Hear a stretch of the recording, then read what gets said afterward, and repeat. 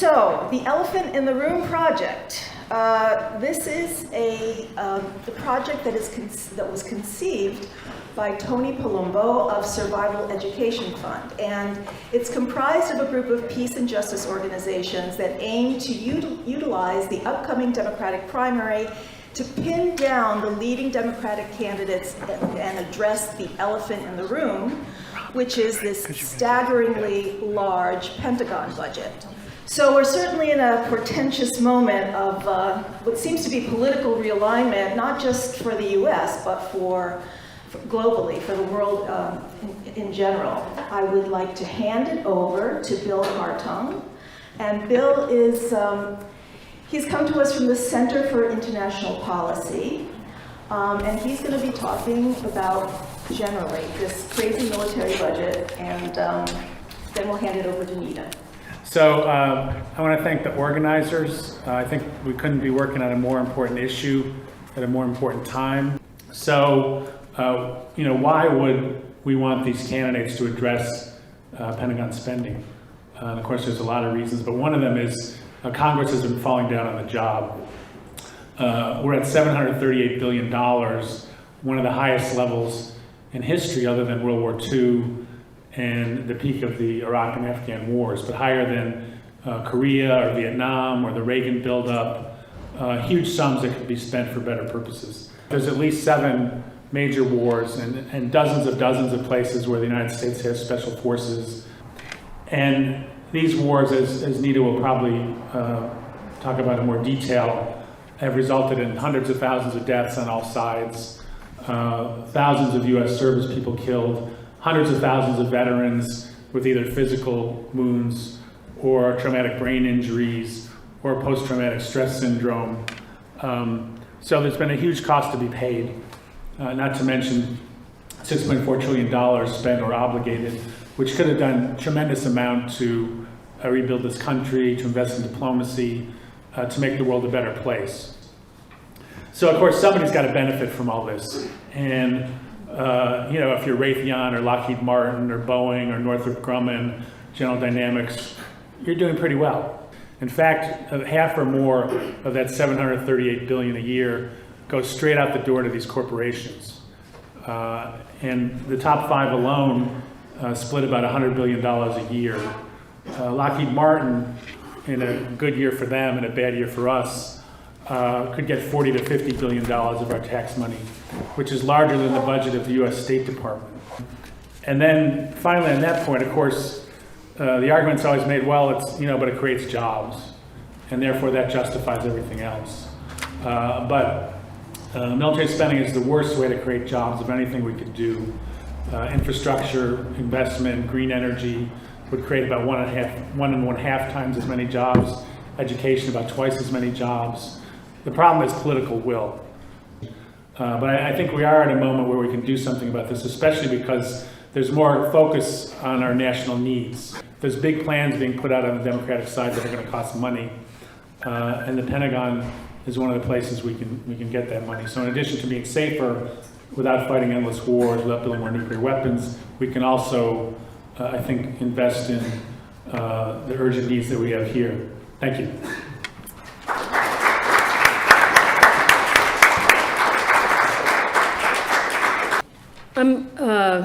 Wow, I was introduced as the chair of a political science department, when actually the thing that I really care about is not being the chair of a political science department.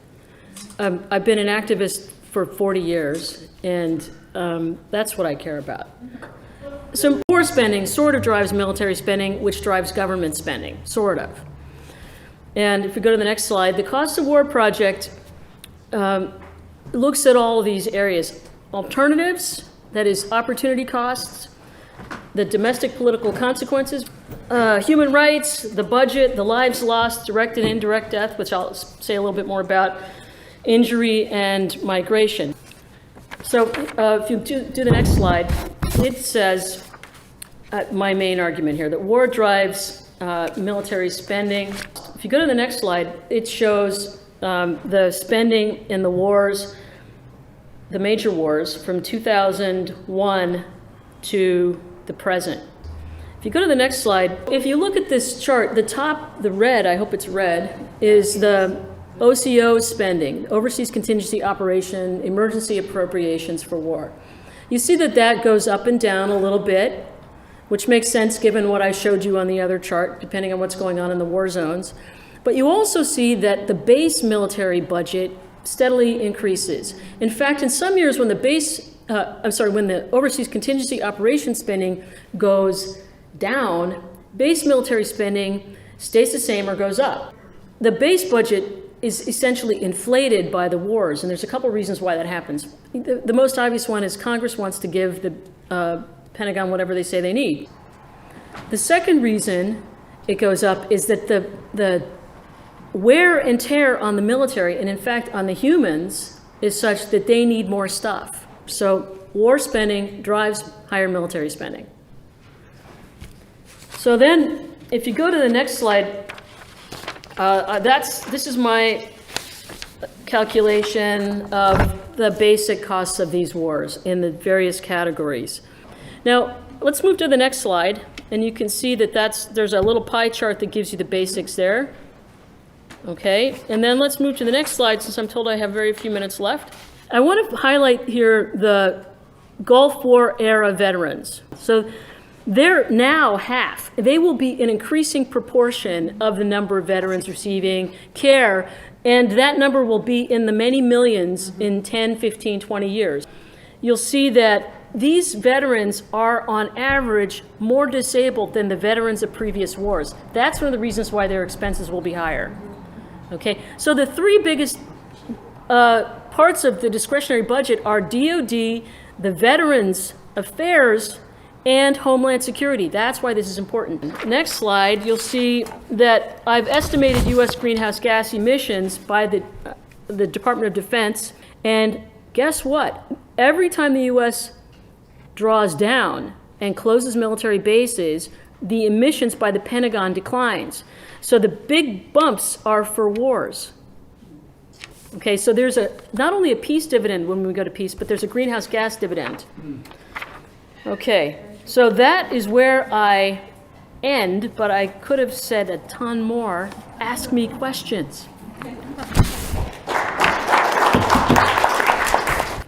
So I'm going to try mostly not to talk about the military budget itself, since we already heard so much about that and a bunch of really good information.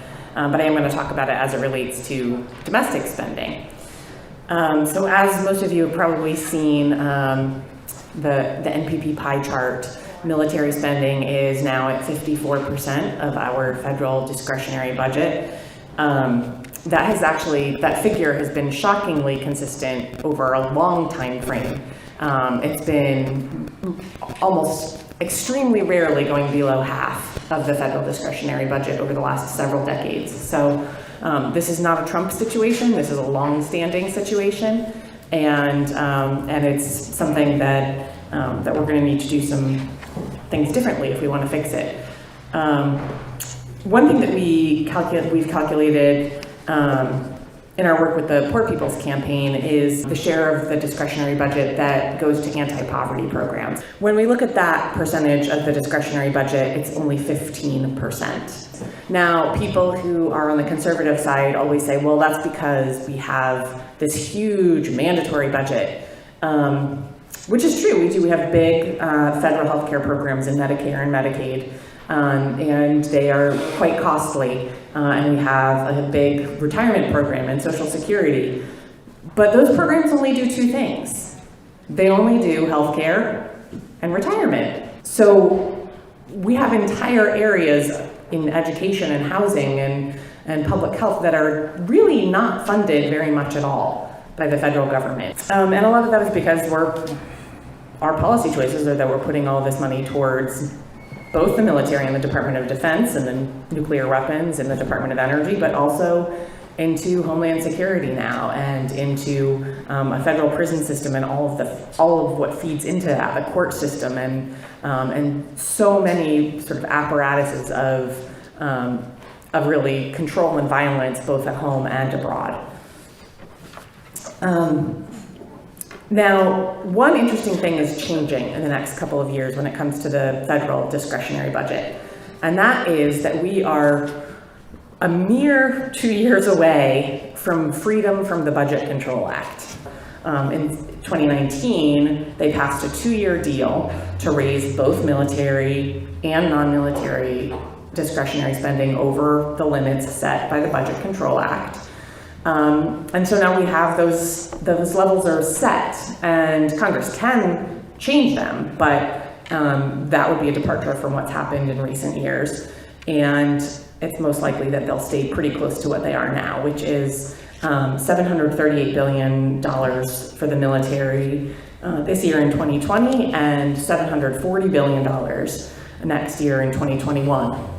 But after that, in 2022, when we may have a different president and may have a different Congress, the Budget Control Act will be over, and there will be new negotiating room in Congress for what the federal budget looks like at that point. That point is something that we should have our eyes on as an opportunity to change the balance for the first time, a bigger opportunity than we've had in the last 10 years. That figure, that $6 trillion plus that we've spent in our spending on the wars.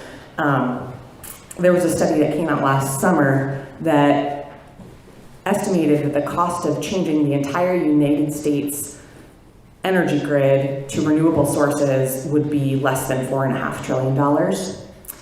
So if 20 years ago we had made some different choices, we would have a renewable energy grid.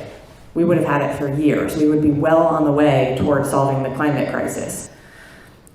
So there are answers to this. It's not easy, right? It's transitioning from one set of jobs to another set of jobs is not ever going to be a matter of snapping our fingers and saying, well, this just makes sense, so we have to do it. But we do have to do it. So I'm out of time, and I'm going to stop and hand things over. So good morning. I'm State Senator Jamie Eldridge, and I really want to thank Mass Peace Action and Cole Harrison for inviting me here today. And I've either participated in or attended a number of Mass Peace Action events.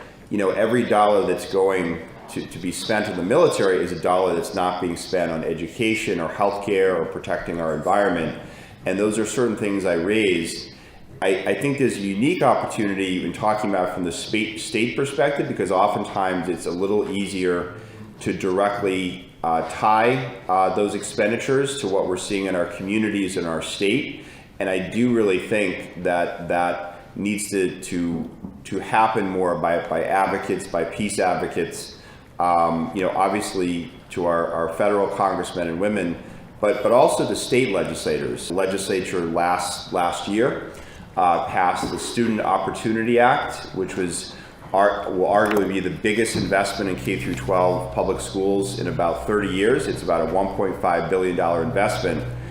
Now we have to, of course, come up with the money each year in the budget to fund that. I would argue that not only the federal dollars for spending the military, but at least some of the state dollars that right now are going to basically support our military bases could be used to fund education and so many other things. There's an immediate assumption that money spent in the military is creating all these jobs, but actually the analysis and statistics and data really show that it actually doesn't create very many jobs compared to the investment.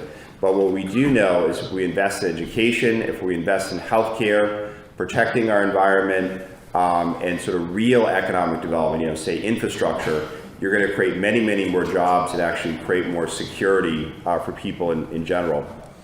So the project that I'm working on in Devens right now is that, and I think it'd be a particularly powerful frame, is that there are officers' quarters at Devens that were abandoned when the base was closed in 1996. And now there's a proposal to build hopefully around 500 units of housing, most of it workforce housing. So housing, not this horrific luxury housing you see everywhere, but actually housing for working families in that region, which is also experiencing gentrification. And so, imagine the power of building that housing for hundreds of families in that region at a place that was once the quarters for military officers. I do think there needs to be more direct conversations with both our federal but our state elected officials, because it can't just be at their town hall meetings. It really has to be organized groups of individuals, sitting down with congressmen and women, with state officials to make these points. It's one thing to co-sponsor Medicare for all, but what are you doing to really fight for Medicare for all? We've got Senator Markey leading the effort on the Green New Deal, but what are we doing to really organize behind those ideals? I think we could really change that conversation with our state and federal elected officials. Thanks again for having me. I appreciate it. Well, first, just wanted to say a thank you to every panelist that came before this panel. I think Bill set us up nicely when he said we have these conversations and then we say, well, what will we do about them? I am based at Public Citizen in Washington, D.C., and am part of a coalition of groups. We now have about 25 progressive organizations that have signed on to a coalition called People Over Pentagon. And I think Lindsay has nodded to it, as has Bill. But it's a coalition of groups that are doing similar work. It's a mix of budget experts and think tanks in D.C. and issue area specific organizations working on climate justice, immigration, who all have an invested interest in reinvesting some of this money into other causes. So some of the strategies and what the session will be focused on is we have been meeting with and interfacing with and trying to influence the different presidential campaigns, which is a large part of what you will be trying to do here in Massachusetts as well. So we've met with almost all of the campaigns. Senator Sanders is actually in fairly regular contact. His team, I think, has a real pulse on this issue. He is the candidate probably who's spoken to ending endless wars most prolifically. He does fold in this concept of trade-offs into a lot of his speeches, both saying we have other priorities to fund, and this is where some of this money can go to, and just generally calling out militarism writ large.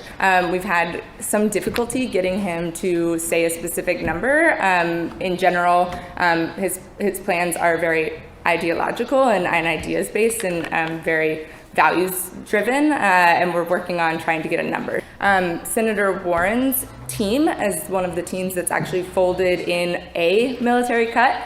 So the Overseas Contingency Operations Fund, which we were looking at a little bit earlier on Neta's slides, she and her team have folded that in, cutting that specific account into their plan for how to pay for Medicare for all. So that's an $80 billion a year cut, obviously smaller than $200 billion or $350 billion, which are some of the larger numbers that our budget experts have come to, but it is a part of the conversation, and she often uses language like taking a knife, to the budget, or does reference cuts, but again, without this size of a committed number. Vice President Biden, and Bill did mention this earlier, largely has not committed to cuts. We did have a larger meeting with his team where a senior advisor indicated that they believed the vice president would be, receptive to cuts or wouldn't be wholly, opposed to it. But there is nothing right now written or in his policies that indicate that it's a priority of his. And then Senator Klobuchar in your booklet has the smallest briefer because she hasn't really spoken on this in great detail.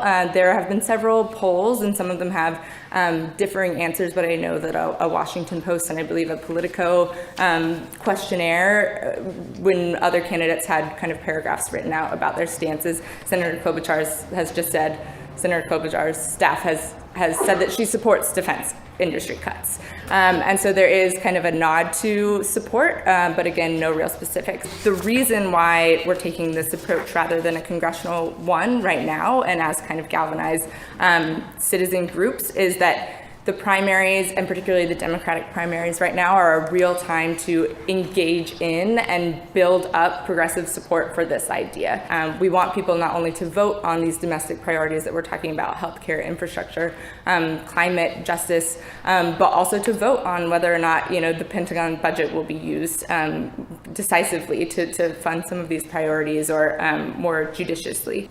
Well, I'll just add just to that last question, because I think it is interesting that, why aren't we talking more about what is the role of the military versus how can we cut the military. And I think that's because it's difficult to raise that question. I don't see a poll that says, do you support the U.S. imperial strategies around the world? Do you support the use of military to protect our resources, our oil?